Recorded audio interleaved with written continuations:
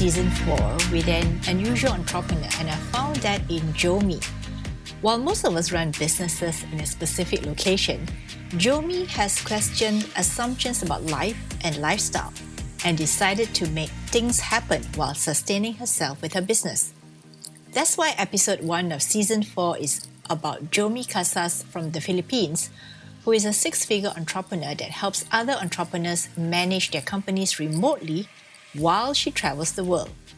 Jomie is a location-independent entrepreneur with a business that is built around the lifestyle that she wants. As the founder of Just Rent a COO, Jomie and her team help clients run their businesses on autopilot so that they can fall in love with their life and business again. Hello and welcome to Season 4 of the Womenpreneur Asia podcast, and I'm your host, Krista Good. I'm also an entrepreneur, author, marketeer, storyteller, and connector, and I'm really pleased that you're back with me in Season 4. As the host of Womenpreneur Asia, I talk to Asian women entrepreneurs to uncover their personal stories of courage, hope, and transformation. These are real stories from real women in business across Asia. This episode is brought to you by my company, Redbox Studio. Today's episode is with Jomie Casas of Just Rent a COO, and she was a delight to speak to, as you will hear from our banter.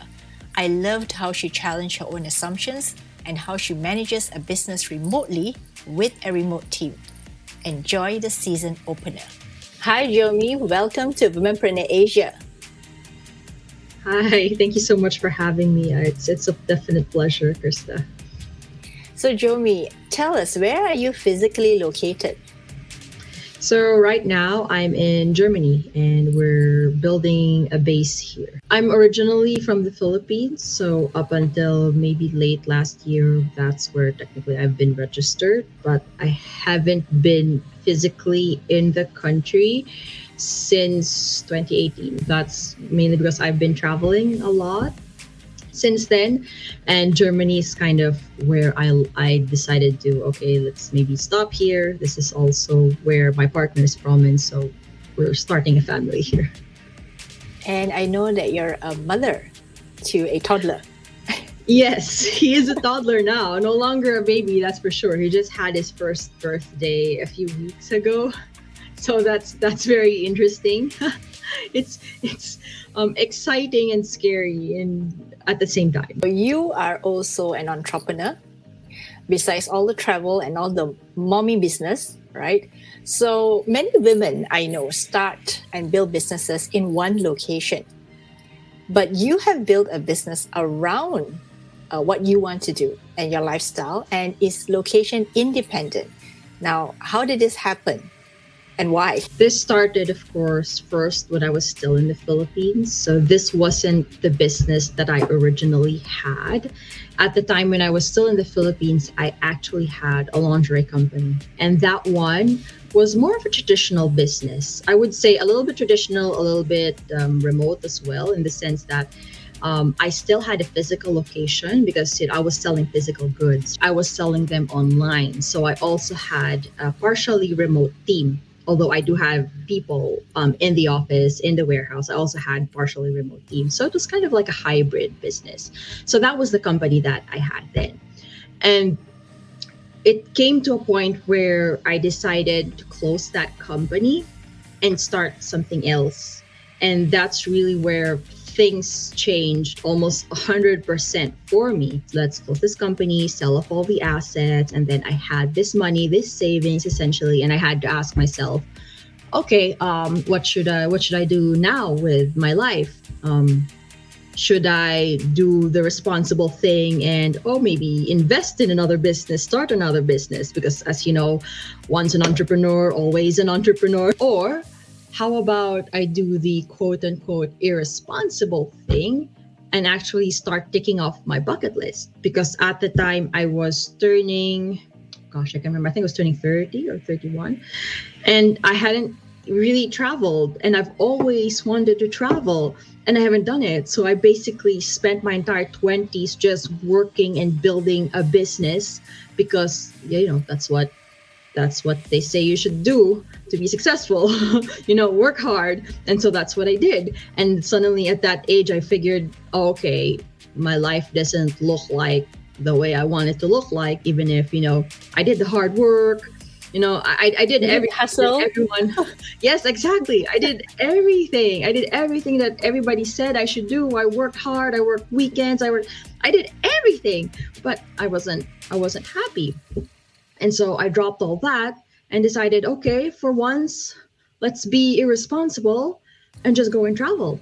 And so that's what I did. I started like with a week in, I think it was in Singapore. So I'm from the Philippines. Singapore is not so far away.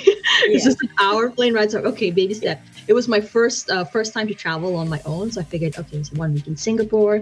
And then when I was there, I realized, okay, I'm not done yet. I don't want to go home. How about let's go to Malaysia, which again isn't too far away. Yeah. So that's what I did. I spent 2 weeks in Malaysia. And then from then on, it somehow never really ended. From one country to another, I just decided, okay, I want to extend this a bit more. I still have money, and I can do this. Okay, let's continue traveling.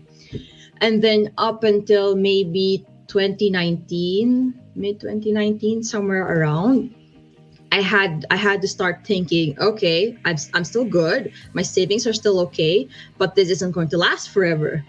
How can I continue doing what I'm doing, aka traveling, while having something to support me?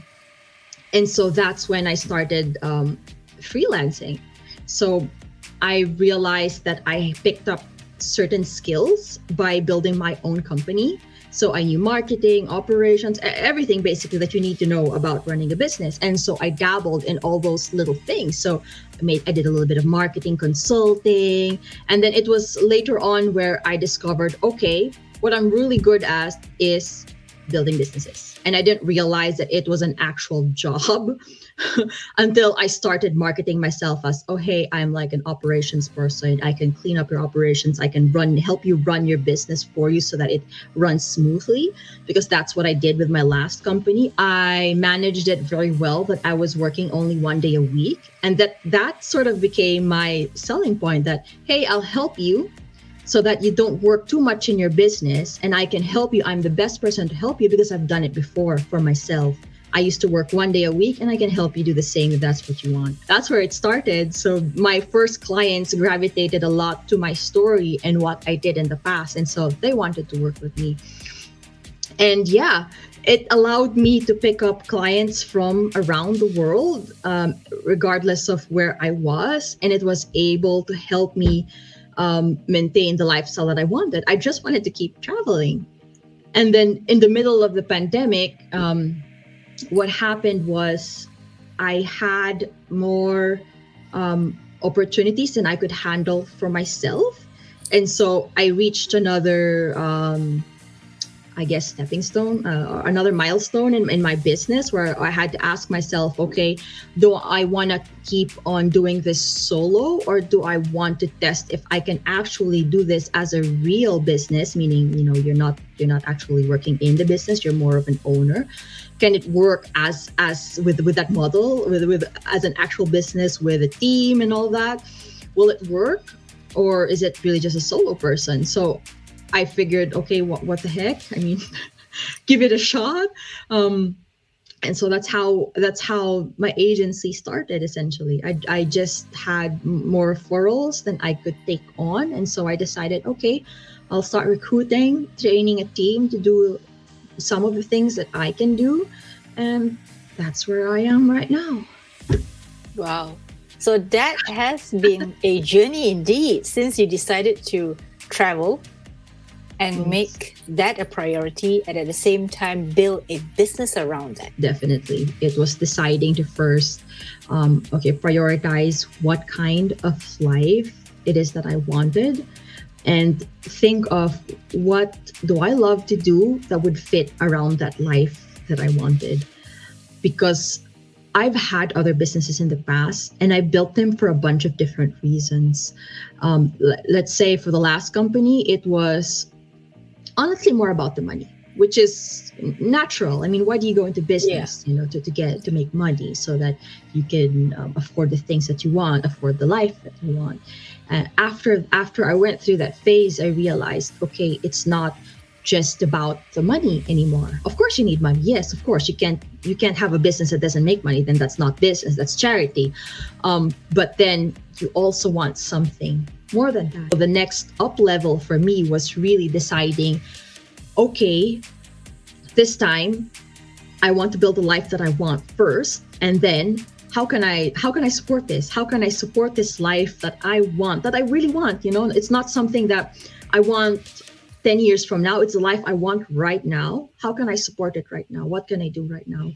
And if the desire is strong enough, I realized you're really, really going to find a way. And for me, I just decided that at that point, I wasn't going to compromise what I wanted out of my life. It's just, I was 30 something and I still hadn't traveled.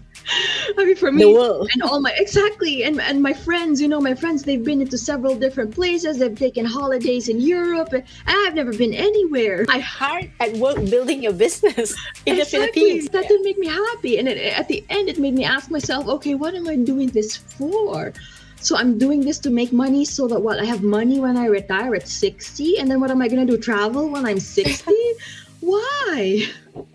Why can't I do it now? Why can't I have both? Why can't I have both the life that I want and a business that allows me to live the life that I want?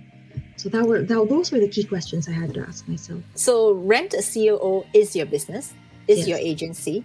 Yes. And I guess that's why your tagline is "Let's build a business that you love forever." Am I right? Exactly. Yes, exactly. So that's That the is backstory to why you have a tagline like that, right? Exactly. And I also felt that, part of why you've been really good at it is because I think in our chat prior to this, you were saying that you talk about a weakness as a superpower. And I'd like to get a little bit into that because you talked about this having to, is it start all over again or something like that you were mentioning, that this ability of yours to actually do it again and again? People perceive it as a weakness. Let's say having to start over. It's because you lose something, right? You lose something in the process. So in that process, I lost something. I lost the business that was perceived to be successful. But in the end, what does success mean? How would you define success? In my eyes, it wasn't giving me the life that I wanted. So what kind of success is that? So it took a lot of courage. I would, at least from my point of view, it took a lot of courage to step away from something that was consistently giving me income and say, okay, hang on, I don't want this anymore. And I need, not just that, I need to change the way my life looked like, because I didn't like how it looked like. I literally left my entire life in the Philippines and flipped it around completely. My life right now doesn't look like how it looked like 3 years ago. So that was definitely a big shift, and starting the ability and the courage to start over, I think, is one very important quality in also being an entrepreneur, because it's going to happen over and over. You're going to have multiple failures throughout your career.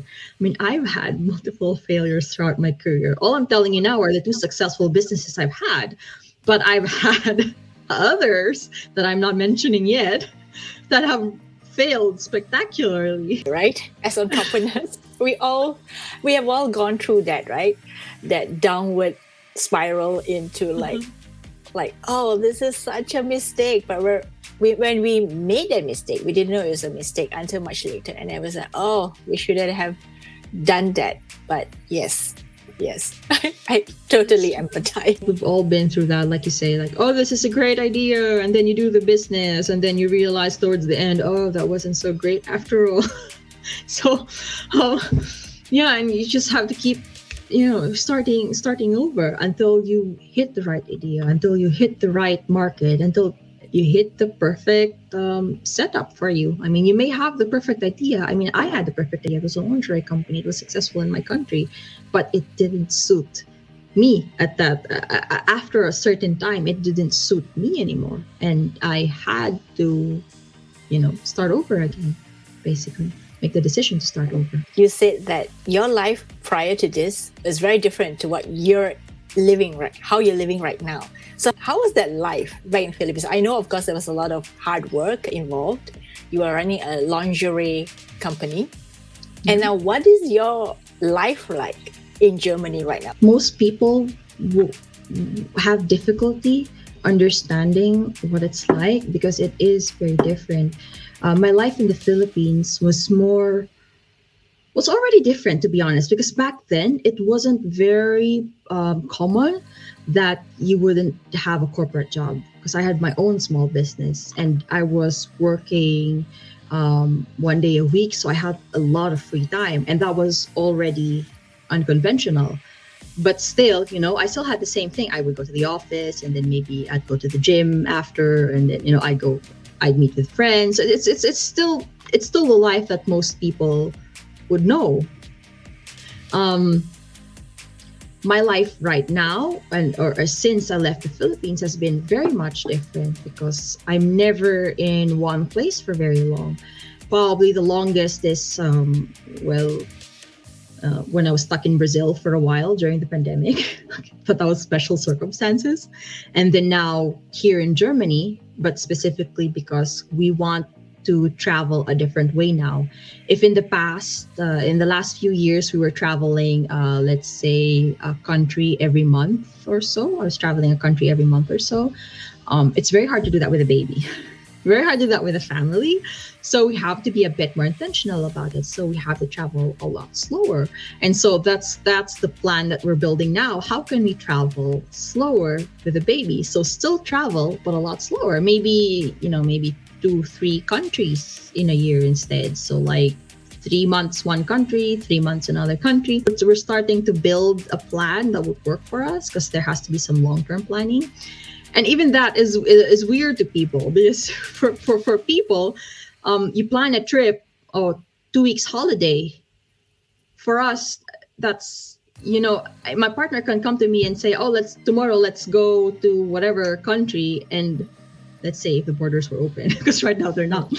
And I wouldn't even blink. I wouldn't bat an eyelash. I'd be like, yeah, sure, great. My bags are packed already. So it's become a normal part of our life because, well, that's how we built our life. I mean, that's actually how I met my partner, through my travels. So he was also a traveler. I was a traveler, and we met while traveling. For most people, it's very different. It's hard to comprehend. How can you just keep on traveling? There are trade-offs, of course. Like we don't have a big house.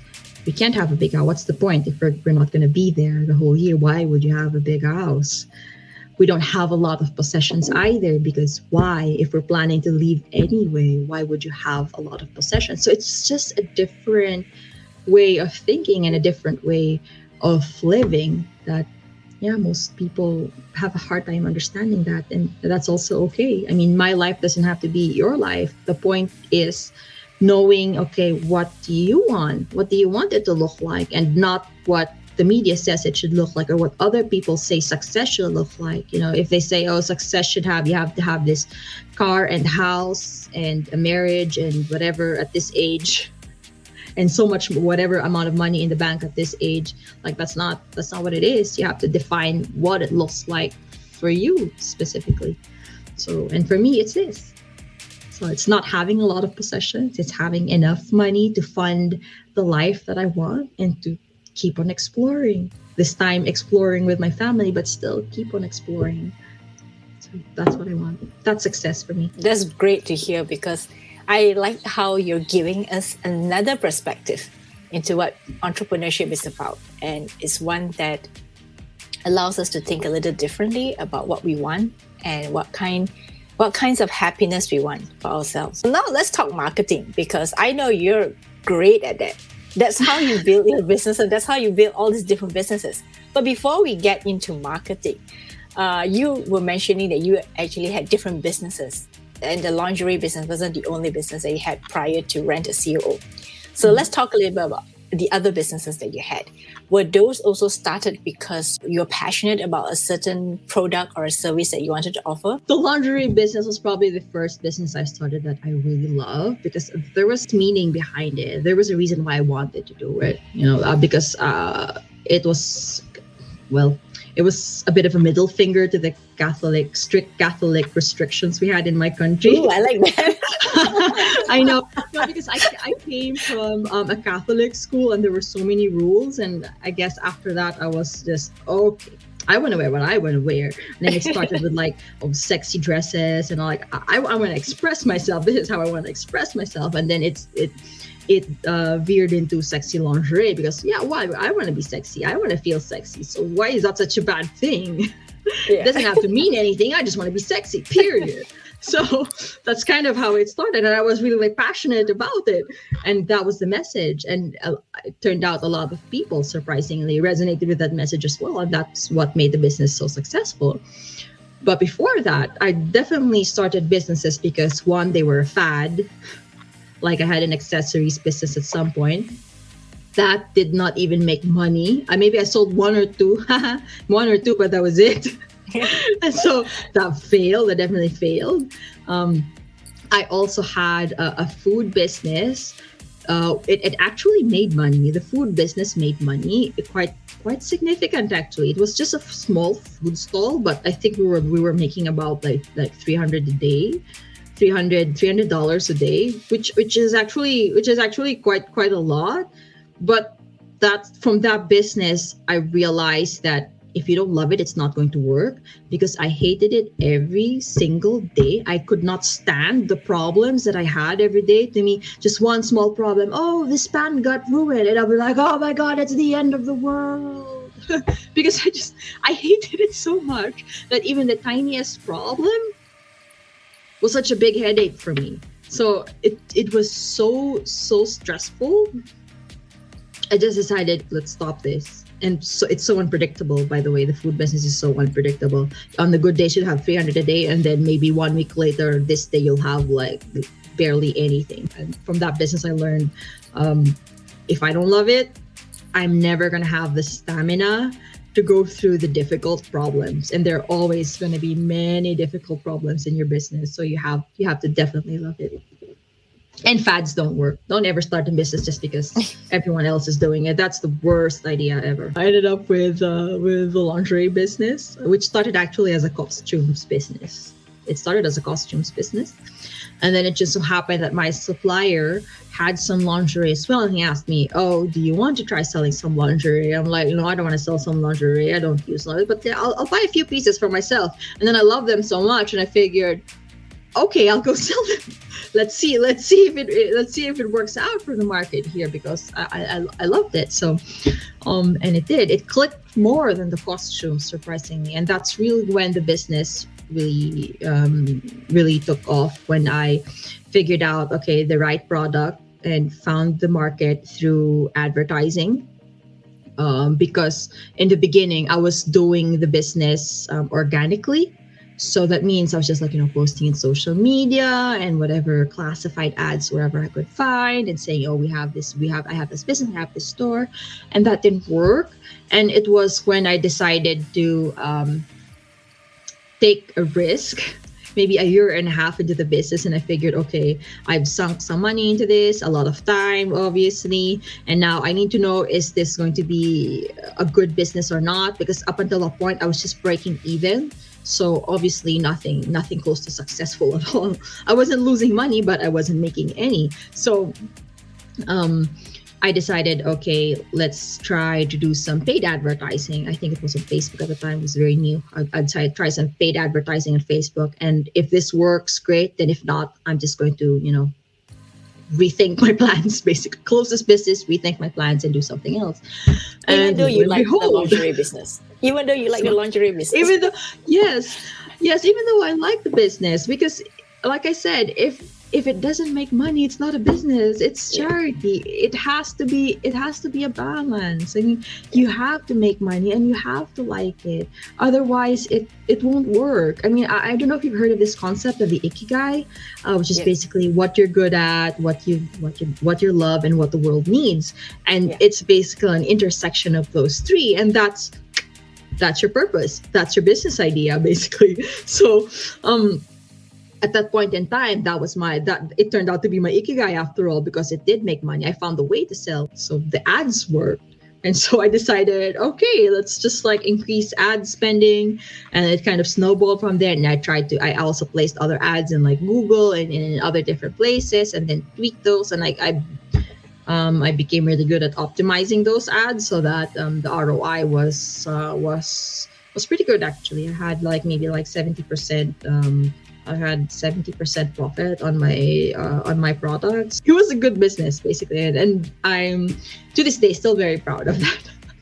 I'm glad I took a risk on those ads. So that's how I get people in through the door. Otherwise, they won't know who I am. Or a way to get them in through the door, and then to keep them, I had email marketing. So that's how I nurtured my relationship with them. So I had them subscribe, and then every month they would wait for an email from me, because I would give them free shipping, and the free shipping would only be given through that email once every month. So if they wanted that free shipping, they have to stick around. So it's also a reason for them to keep reading my emails, basically. I would say those were my two highest income sources: the paid ads and the email marketing behind it. So that's why I had a lot of repeat customers as well. So I was able to maximize whatever it is I spent on the ads up front, mainly because I had email, which email is free.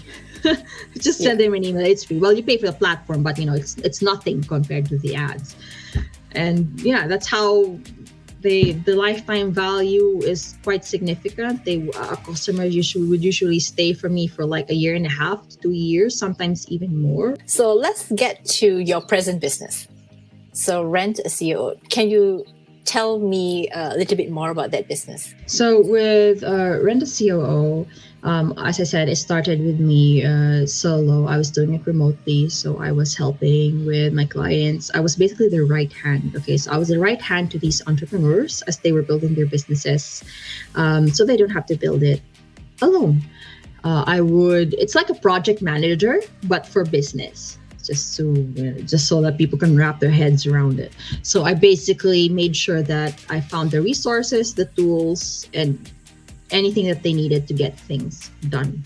So I would push projects through to the finish line so that they can launch their business, run their business, whatever their goal is for their businesses.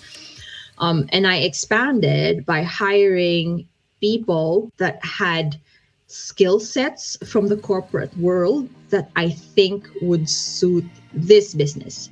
Because if I were to look for people who had experience, the same experience that I had, I would have a hard time. I don't want to say it's impossible. I'm pretty sure there are people out there, but it would be so much more difficult for me. And what became key for me was realizing, there are so many people from corporate who have a really good skill set for, like, let's say, business management, managing businesses, managing teams. And that is very much applicable to what I'm doing right now, except that we're doing it remotely. So there's just an added complexity to it, because it's different when you go see people in your office every day and you know how to manage them because they're right there in front of you. But what if you don't see them every day? And if they don't talk to you, what do you do then? If they're not online, what do you do then? If they're in a different time zone, what do you do then? So there's definitely a different complexity there. But what I was looking for was that raw talent, or that raw skill that they already developed with their corporate years in corporate. And that's how I basically hired people. And then I tested it out with the first few clients, and letting them know, I'm expanding to an agency and I have someone assisting me with the work. And it clicked. I mean, it worked out. I got a few more clients after that. Now, most of them are handled directly by my team. I don't even handle them directly anymore. Which is amazing, which is exactly what I hoped for. And yeah, it's basically now me figuring out how much further can I take this? Because it's a service business, so the only way to grow it is with more people, and it's easy and not that easy, I guess, to hire people to work with you in your business. It has to be the right fit, not just skills wise, but also in terms of culture. Can they adapt to working remotely? It's not for everybody. For example, it can be lonely. I would say that's one of the pitfalls. That's one of the downsides to working remotely, because if you're used to having, people around you and having these water cooler conversations during break time, you do not have that in remote work. And in your case, how do you do it? Because you're not only are you managing your clients remotely, you're also hiring people who are like you have to know them, but at the same time you can't meet them. No. So that's an added complexity too, right? I mean, it's not just managing your clients remotely, but you are hiring your team remotely too. Yeah. So it's very interesting. It's so normal to me now that I don't even think about it anymore. But you're absolutely right. That is very, very different. I guess it was easier for me to do it for my business because I've been doing it already for quite some time for my clients. And even then, even from my lingerie company, I also had remote workers from me, remote workers for my business that I haven't seen before. So I would maybe hire a developer from India, for example. Of course, I'm not from India. I've never been to India. I've never met this person before. So I've done it before, basically. And so because I've had that practice, if you will, then it was a lot easier. But it doesn't come without mistakes, for sure. I've made a lot of mistakes along the way. I've hired the wrong people, meaning I've paid someone, they didn't deliver the goods, for example. That has happened once or twice. And just like with entrepreneurship, with every failure, every mistake that you have, you just get better at it. And so I just got really better at hiring, so I can more or less tell, okay, is this person at least reliable? Is this person that I can take a? You won't 100% know, of course not, but can you say, okay, with 99% certainty that, okay, this is someone I can potentially place my bet on. This is someone I can trust, someone who will deliver, someone who's got my back. So you learn these things. You learn these things over time. And yeah, that's probably a whole different discussion about recruitment, which we can go into as well. But yeah, it's basically practice, and it's hard, but you get used to it, and it's absolutely possible. I've never met my team. I've never met the team of my clients. I've never met my clients. So that's pretty interesting, right?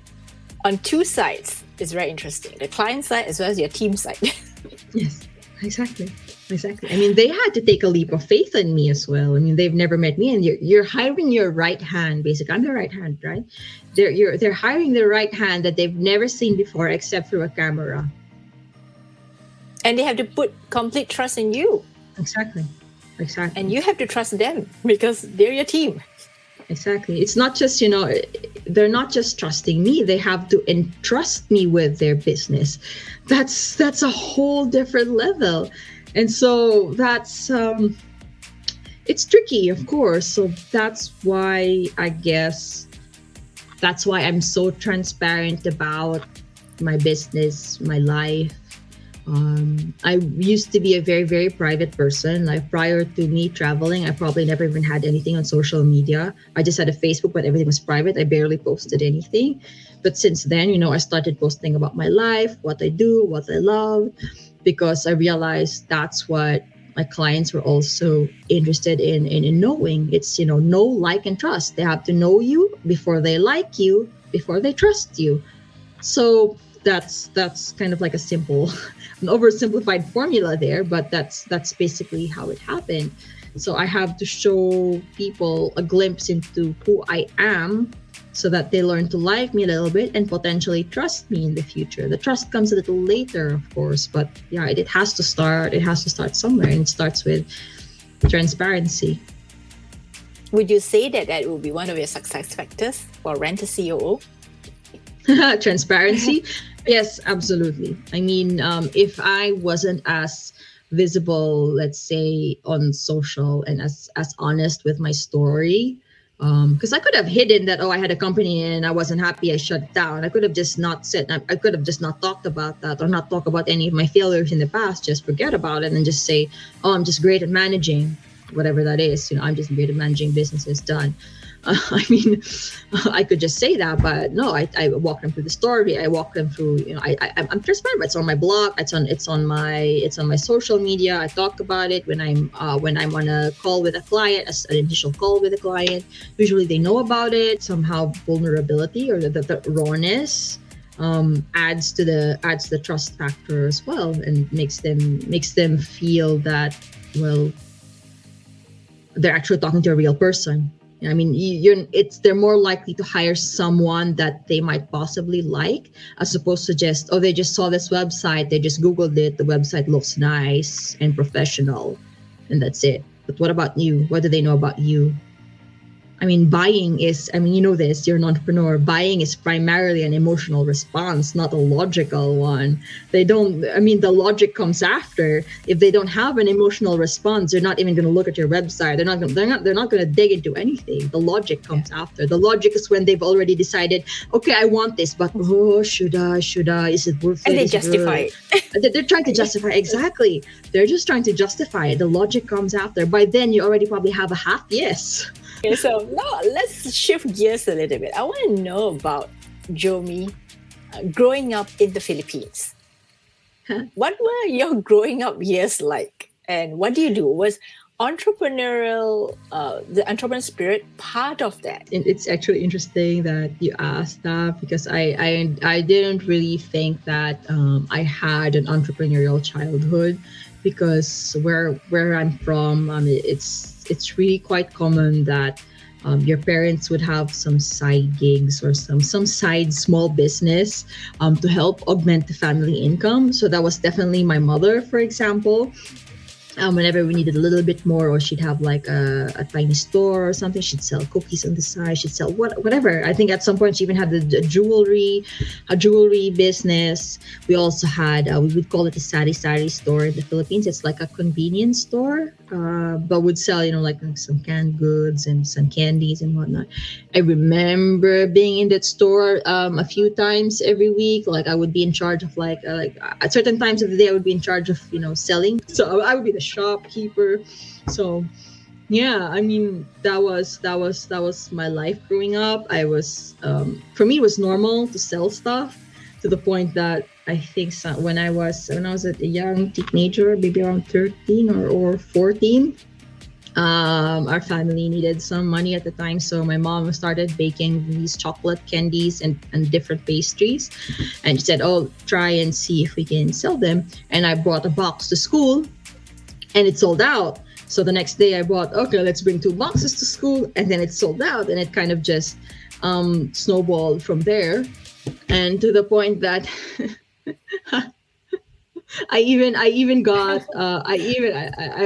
it's so funny to me when I think about it, because I wasn't even thinking about doing a business at the time. In my mind, it was just, well, I like chocolates anyway, and my mom paid me in chocolates, which I realized was not very smart. It's my weakness to this day. To be honest, chocolate is my weakness, and my mom knew that, so she paid me in chocolate. Well, I could have taken money as well, but I chose chocolate. So I expanded that business, by the way, by getting agents. I realized at a certain point, very clever. I realized I wanted the chocolate, but I didn't want to do the work. I didn't want to do all the work. I didn't want to go selling like 10 boxes of chocolate. They were so high. I would have, my stack of boxes was so high. It was almost as tall as I was. I didn't want to spend the whole day. I want to go, do teenager stuff. I don't want to do that. So I got agents to sell for me. So did you pay them in chocolates? No, they got commission. For to be fair, they got commission, and my mom agreed to the commission, so it was pretty good. I would say that would be one of my first more formal forays into business, because before then it was just randomly selling stuff on my own. That's a really great story, and I think that also talks a little bit about, how when we grow up in Asia, this is just part and parcel of what we do. Yes, If we yes. were doing it, right? Like, just say if your parents wanted you to help out to sell something or to do something for them related to some income generating activities, I think as children or as teenagers will probably be the first people they recruited. Are their children? That's true. That's so true, and it's normal. And I have to say, a bit a responsibility as well. I mean, it's expected of you to help your parents, and we don't think negatively of it. I'm pretty sure if I told that story to the people here in Germany, they'd probably be shocked. Like, what? Why were you manning the store at 9 or 8 years old? Who would do that? I'm very thankful for all those experiences. Otherwise, I don't think I would have had the guts to start the businesses that I have right now if I didn't have that experience. And do you have any siblings? Yes, I do. I'm the oldest, actually. I'm the oldest of 4. Yes, 4. I had to count. Yes, 4. I'm the oldest. I have 3 younger siblings. When I started my business, that one was scary for me because I was also I was putting them through school, so it was risky. So at the time, I had I had a day job. And the business was on the side. And it came later on where I decided, okay, I drop the day job and do the business full time, and that was definitely risky. Of course, if you have to send your siblings to school, if the business fails, I had this fear that, oh my gosh, my siblings are going to be uneducated and it's going to be my fault. So that was definitely a burden, but I mean, a heavy burden on my shoulder, but I mean, I made it. So I would say it was a burden, but also part of the fuel that pushed me. So in a way, I'm also grateful for that. And I mean, yeah, I was at least able to contribute to the future of my siblings. So what about some of the things you've learned about yourself over the years, could I say decades of starting your business? Well, I started in my 20s, so a little over a decade, I'd say. Yeah. Well, the biggest thing, there are many lessons, of course, but I think the biggest thing that struck home really is to never compromise what it is you want with your life, and whatever it is that you want, go straight for it. Don't take detours. And what I mean by that is, oftentimes we think that, okay, let's say, I'll give you an example. I want to travel, very specific to me. So I want to travel, right? That was like, I've always known I wanted to travel, right? But I thought, oh, I need to make 1 million pesos at least every month, whatever, 1 million pesos or so, before I can actually comfortably travel. And so that became the goal. I'm just throwing an arbitrary number there, but just to give you an example. That kind of became a crutch for me because I had this monetary goal, or 1 million pesos a month. I want that. And until I hit that, I'm not going to travel.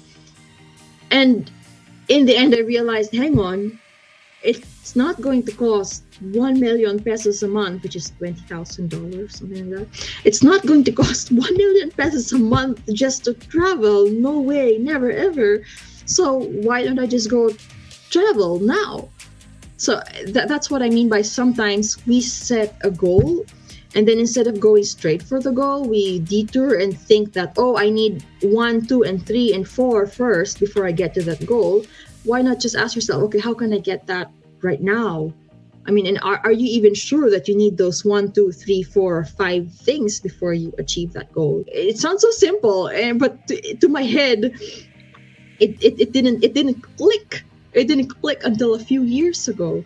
It's that's such a simple example about travel. About, oh, I didn't need $20,000 just to travel, $20,000 a month to travel. No, I didn't need that. I could do that with whatever money that I had at that moment in time. So I could have gone straight for that item in my bucket list right away. And so it now made me ask questions. Okay, what are other assumptions that I have made in my bucket list, that there's a reason why I can't have bucket list number 3 because I don't have the money or something? Like, really, is that true? Is that how much money will it actually take to get that? What resources do I actually need to get that?